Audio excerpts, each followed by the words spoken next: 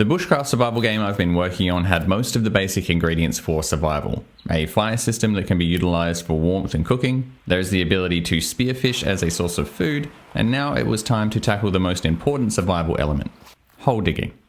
Not only will this be key to survival in the game, I might also be able to latch on to the sudden and surprising popularity of the hole digging genre. But seriously, digging for water can be a viable option for survival. Say you come across a dry creek bed. In some cases you might not be out of luck.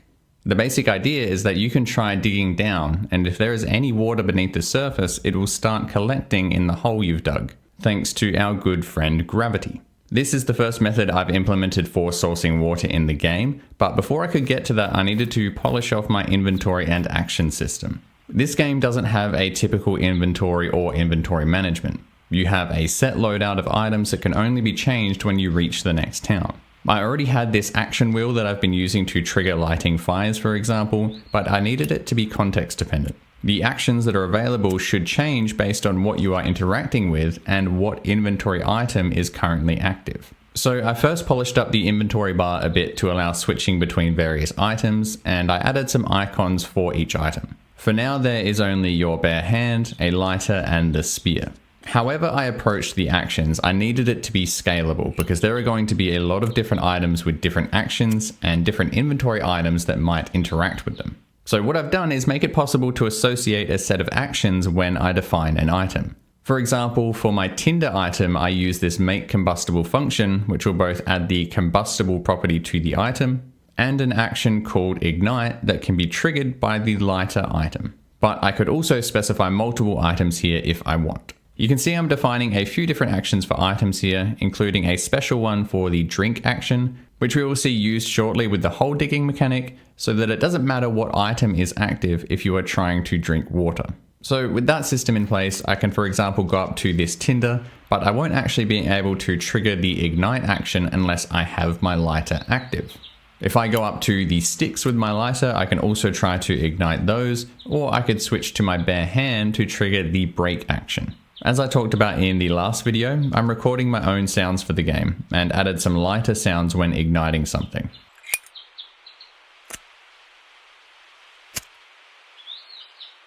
Combining this with a new crouching animation I added makes for a much more satisfying experience than the items just seeming to spontaneously combust.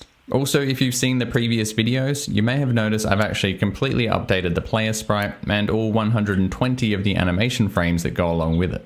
And the player has a shadow now too. Okay, so now we can get back to the hole digging. The basic idea is that I can dig a hole on any grass or dirt tile by having my hand selected and just triggering the action menu anywhere by right clicking. The player will then start digging a hole, but it will take some random amount of time. Later, this could be sped up by having higher skill attributes in certain areas, or by having a more specialized tool for digging in your loadout. After digging just once, you will only have a tiny hole.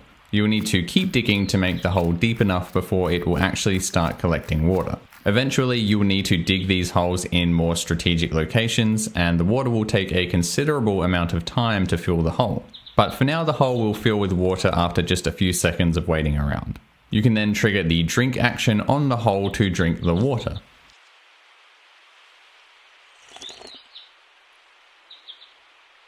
Later, when I add rod fishing to the game, I'm also going to use this hole digging mechanic as a way to source bait. This is all pretty rudimentary for now, but I think this is going to integrate well strategically with other mechanics. For example, when you set up camp, you could first dig a few of these holes, gather some wood for a fire, then go try to catch some fish. You can then come back to your camp when it's dark, hopefully with a fish to eat that you can cook up by the fire. And by that time, your holes may have gathered enough water to have a drink. I'd love to hear your thoughts on any of the recent additions or changes, and if you feel inclined to leave a like or subscribe before you go, that would be greatly appreciated. Thanks for watching, and I hope to see you back here again.